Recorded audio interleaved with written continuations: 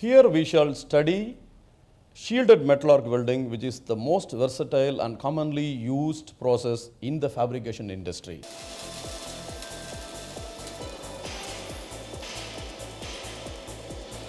Now, what is shielded metal arc welding? It is having a shielding with the help of a flux coating.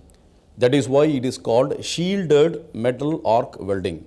It is an arc welding where an arc has to be created for heating the material, for which the welder will have to take the electrode close to the job and he has to withdraw by mm or so.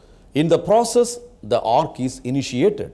The flux acts as the shield, thus not allowing the atmospheric air to contaminate the weld pool, and hence the name shielded metal arc welding.